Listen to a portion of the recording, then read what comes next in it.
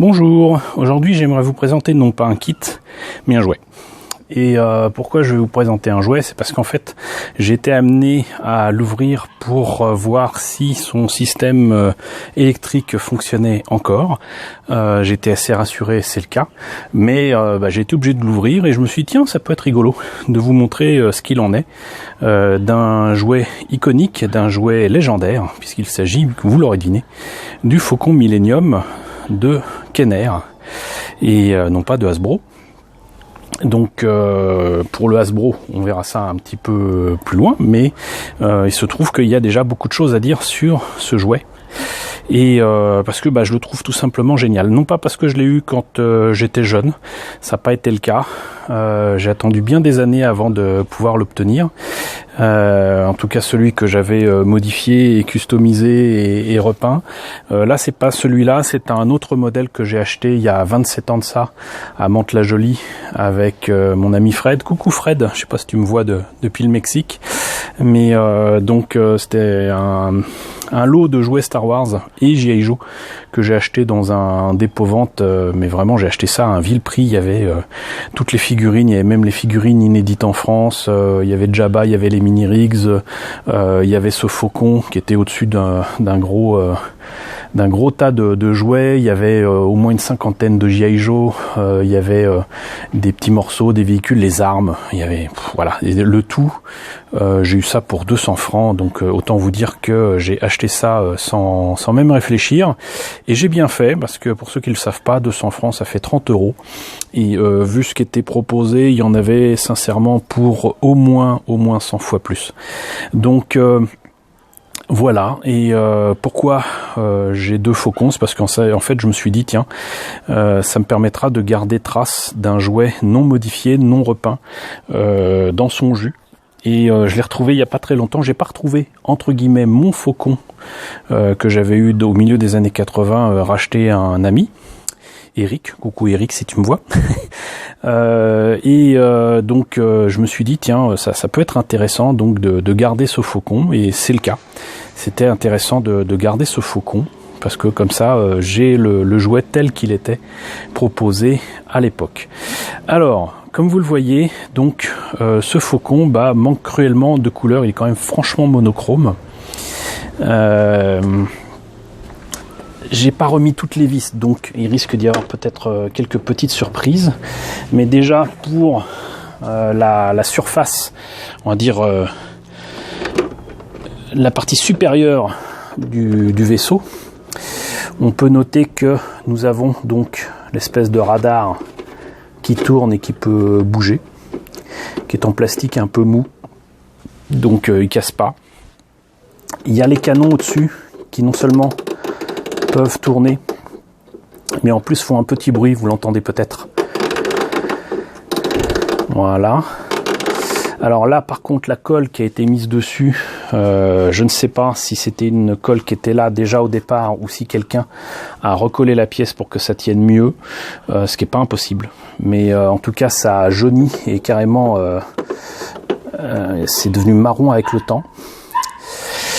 Et vous avez, ça c'est formidable, d'ailleurs j'ai mis exprès une figurine pour vous ici, c'est que vous avez donc la cabine où on pouvait mettre deux figurines, et là j'ai mis un Han Solo, j'ai pas mis le Chewbacca pour éviter d'en mettre trop, mais vous pouviez mettre quand même deux figurines en forçant un petit peu.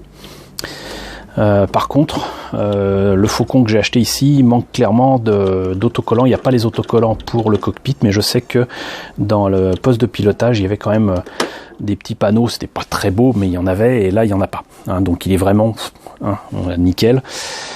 Hop. D'ailleurs à ce point que il n'y a carrément pas les autocollants à l'arrière, qui si je me rappelle bien était orange, un truc comme ça, alors que normalement c'est bleu, mais il y a carrément pas les autocollants pour l'arrière. Il n'y a que les autocollants ici pour les grilles, et c'est tout. Voilà, donc ça c'est pour la partie supérieure. On va l'ouvrir, je vais essayer de l'ouvrir, voilà, je l'ai fait assez facilement. Alors ici, il faut savoir qu'ici, là, ça c'était des trucs qui étaient faits pour tenir le compartiment, la partie du sol qui s'enlève ici. Alors je ne l'ai pas retrouvé, C'est pas avec ce jouet, alors qu'il me semblait que c'était avec. Mais donc ça se mettait là pour pas le perdre. Et vous mettiez en fait une plaque ici, et c'était en fait le coin de contrebande pour cacher les gens à l'intérieur. Vous pouviez faire comme dans la guerre des étoiles. Vous avez ici la table d'échecs holographique. Vous avez ici donc le gun pit où j'ai mis Nien Numb. Mais vous pouvez mettre une figurine là pour tirer avec le gun. Vous avez donc des petits picots pour que les personnages puissent tenir, par exemple, comme ceci. Hop. Donc ça pouvait tenir comme ça. Vous avez ici un petit truc d'entraînement comme dans la guerre des étoiles avec Obi-Wan et Luke. Et où c'est que je l'ai mis? Bougez pas. En fait, il y avait une espèce de perle ici. Alors je sais pas si j'arriverai à faire en sorte que Monsieur Focus m'aide un petit peu, mais vous voyez, c'était ce genre de perle qu'on pouvait trouver très facilement dans les années 80 et qui était accroché ici avec un fil. Ici, donc c'était vraiment, j'allais dire, l'accessoire du pauvre pour Kenner, hein. Mais je vais le mettre là, ou pas d'ailleurs, parce que après, si je veux faire un petit essai, ça va pas le faire. Mais donc ça, c'était vraiment le petit accessoire du pauvre, mais c'était là. Et sinon, vous aviez les coutilles d'accès ici, que j'ai mis des années à trouver. Je l'ai trouvé en fait l'année dernière à Génération Toys. Il était un peu abîmé, mais c'était la seule chose qui manquait à ce jouet quand je l'ai acheté à Mantes-la-Jolie.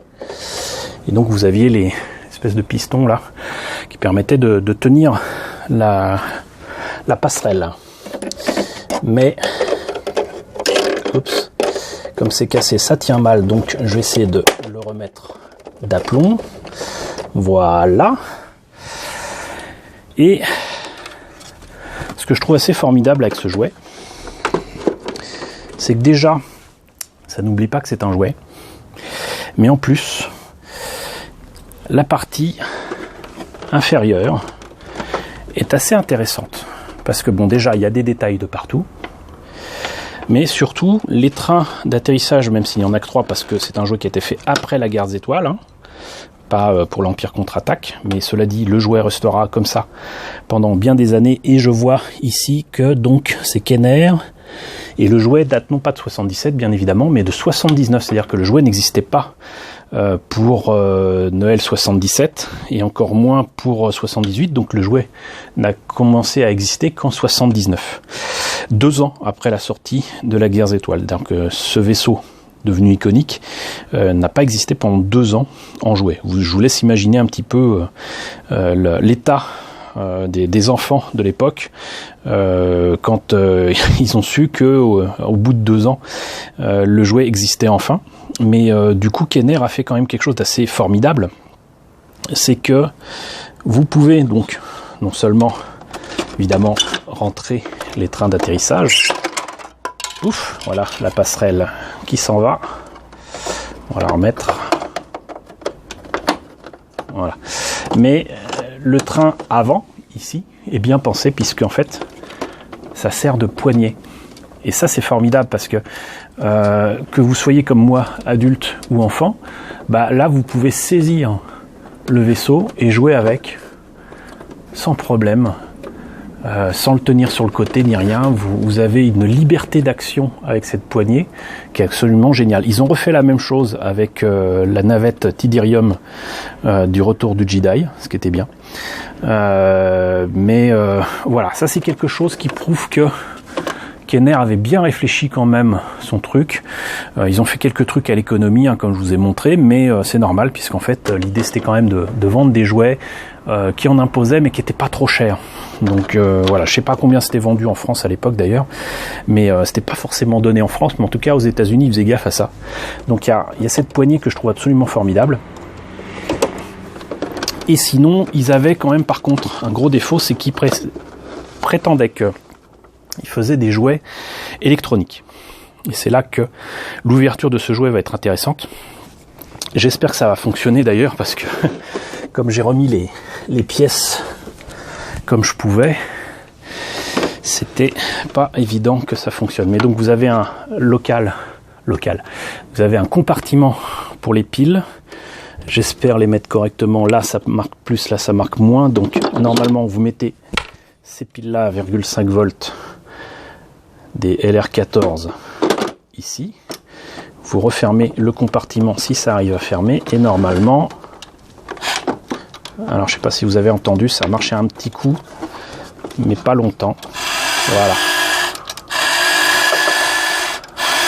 Et le problème, c'est que c'est tout ce que vous obtiendrez du faucon. Donc tout en tenant avec la poignée, comme ça vous pouviez appuyer là-dessus et ça faisait donc soi-disant les bruits de laser. Et ça c'est franchement super pauvre parce qu'il disait que c'était électronique, mais ça ne l'est pas. Et je vais vous montrer exactement ce qu'il en est si vous me laissez le temps de dévisser quelques vis et on va voir à l'intérieur ce que ça donne. Alors voyez-vous là,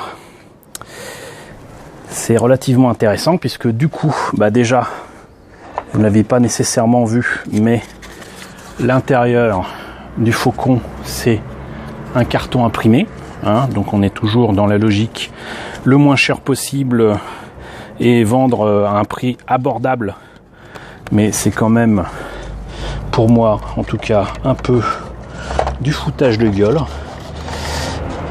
On y reviendra de toute façon avec un autre modèle du faucon qu'on m'a offert il y a quelques années. Mais donc du coup,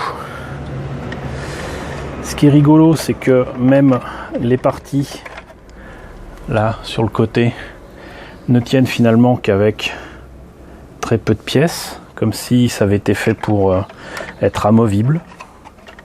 Je ne sais pas. C'est le cas ici aussi. C'est le cas là, donc c'est certainement pour faciliter le montage et le faire rapidement en usine. Hein.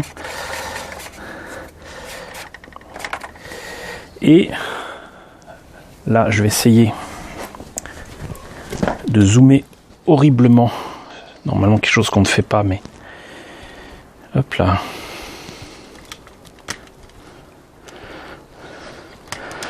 En espérant que l'image soit nette quand même. Voilà. Vous voyez ici donc le soi-disant compartiment et l'élément électronique.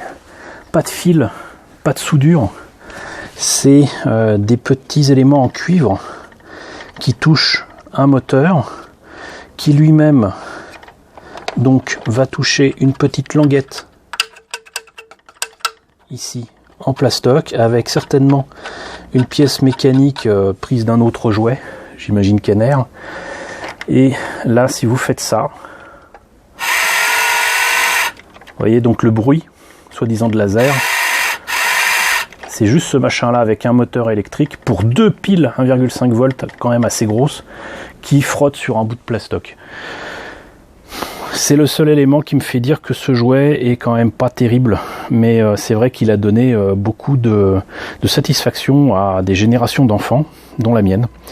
Donc on va pas cracher dans la soupe, mais quand j'avais découvert ça plus jeune, j'avais été extrêmement déçu. Contrairement à un jouet qui date pratiquement de la même époque, hein, il me semble que c'est 79-80, qui était chez Milton Bradley. Et si je vous l'évoque, j'imagine que ça vous dira peut-être quelque chose. Vous voyez, ça déjà, ça ne marche plus. Bon il n'y a rien à faire, hein. De toute façon ça ne veut plus en marcher, mais voilà. Donc je parlais donc d'un jouet de Milton Bradley MB pour les intimes, qui est le Space Bird.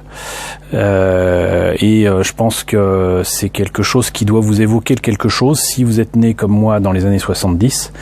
Et c'était un jouet qui était absolument formidable et qui était vrai, avec de la vraie électronique à l'intérieur, avec le son du vaisseau qui se modifiait selon la position dont on le mettait.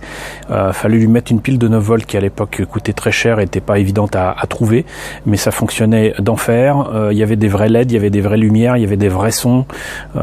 C'était juste formidable, et en plus de ça il était transformable et on pouvait enlever, rajouter des éléments. C'était juste Starbird, pardon, pas Space Bird mais Starbird, le Starbird de Milton et Bradley.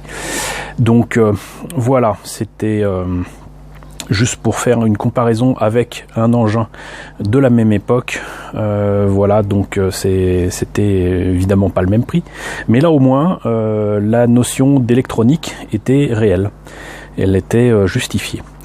Voilà, bah écoutez, on a fait le tour de ce Faucon Millennium Vintage qui date donc de 1979 de Kenner. Je vais essayer de faire un petit zoom arrière pour vous annoncer l'autre vidéo que je propose de faire pour comparer justement deux jouets issus du même moule mais avec je dirais plus de 20 ans de différence. Si je me trompe pas, il me semble que le Faucon que je vais vous présenter logiquement, s'il est de 2005, si je sais encore compter, en fait ça fait 26 ans de différence, donc on va dire 25 ans, un quart de siècle de différence, et Hasbro avait repris donc le Faucon de base et l'a refait, et l'a si bien fait d'ailleurs que au premier abord on a même du mal à croire qu'il s'agisse du même jouet, mais ils l'ont tellement bien amélioré que ça vaut quand même le coup d'œil. Rien à voir avec le gros Faucon qui est sorti il y a quelques années, qui est presque à la bonne échelle mais encore trop petit, avec plein d'autres comment dirais-je, gadget comme une espèce de navette qu'il y a sur les côtés et tout ça. Enfin bon, le truc est 2 fois plus grand que ce jouet là, mais voilà. Et donc je veux bien évidemment parler de ce jouet. Voilà, ce Original Trilogy Collection qui date, si je me trompe pas, moi je l'ai eu en tout cas en 2005, et donc le jouet apparemment est copyrighté 2004. Et donc vous voyez, c'était avec ces collections là de personnages qui commençaient à ressembler à quelque chose. Pour autant, ils n'avaient pas encore, je crois, sorti les gros X-Wing qui ressemblaient à quelque chose, et encore moins le TIE Fighter qui avait enfin des panneaux solaires de la bonne taille. Mais comme vous voyez déjà ici, il y a quand même pas mal de choses à dire, et c'est ce que je vous propose de découvrir dans la prochaine vidéo. Sinon ça serait trop long.